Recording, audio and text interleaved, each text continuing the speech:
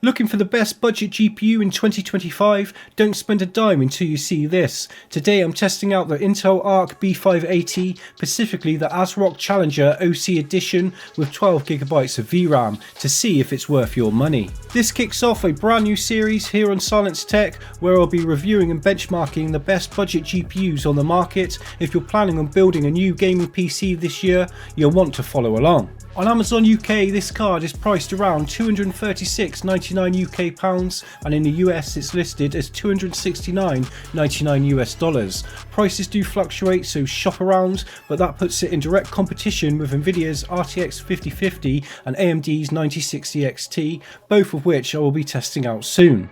For specs and features, firstly I'd like to point out why I find the Arc B580 an interesting card. It has 12GB of VRAM, both the RTX 5050 and AMD 9060 XT only come with 8GB at this price. In 2025, 8GB should really be the absolute bare minimum, so having 12GB could give the Arc some extra longevity. For clock speeds, this card delivers 2740MHz out of the box. I managed to push it past 3100MHz in my overclocking tests. For power, it only needs a single 8-pin connector, and I'd recommend at least a 650W PSU. The fans stay completely silent at idle thanks to ASRock's 0dB mode. Even under load I couldn't push the temperatures past 70 degrees Celsius, so it stays fairly quiet and cool, impressive for a budget card.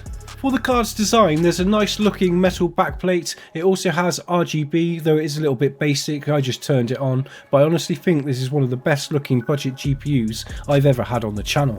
The B580 is built on Intel's Xe2 HPG architecture and supports XeSS, Intel's answer to Nvidia's DLSS and AMD's FSR. Plus Intel have their own versions of frame generation and a low latency mode. I'll delve deeper into those features in a future video.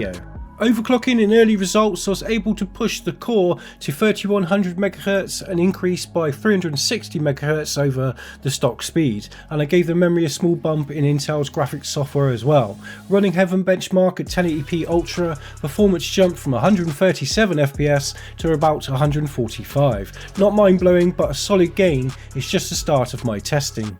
Now let's talk real world performance. I'll be benchmarking this GPU at 1080p, 1440p and even 4K just for fun, because I want to see how much VRAM it actually uses in different scenarios. Early results are interesting. In Cyberpunk 2077 at 1080p Ultra, VRAM usage went over 9GB. This shows why having more VRAM matters in 2025. Even at 1080p, games are pushing past 8GB. This means that the Arc B580 could age better than its 8GB rivals. Now I'm not saying this card is going to dominate Nvidia or AMD, raw GPU horsepower still matters, and I need to test the RTX 5050 and 9060 XT side by side to really know where it stands, but early signs suggest Intel's extra VRAM might give it a longer shelf life. The RTX 5050 is likely to be the most efficient with better driver support, and of course it has DLSS 4. On the other hand, AMD's 9060 XT for example could hold stronger rasterization performance in certain games, and I may have to add more games in the benchmarks as time goes on, but anyway, here's the benchmarks guys, and I will be straight back.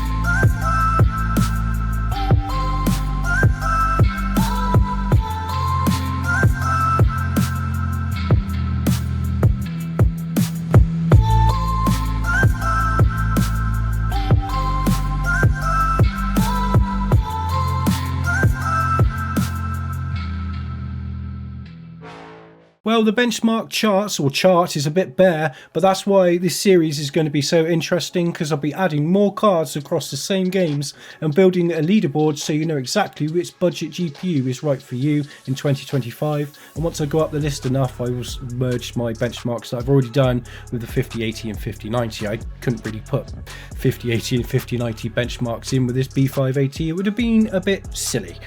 So should you buy an Intel Arc B580 in 2025? For the price, I'd say yes. It's quiet, efficient, and at 12GB of VRAM is a big selling point even at 1080p. Modern games are starting to eat more than 8GB, so this card could last you longer than its rivals.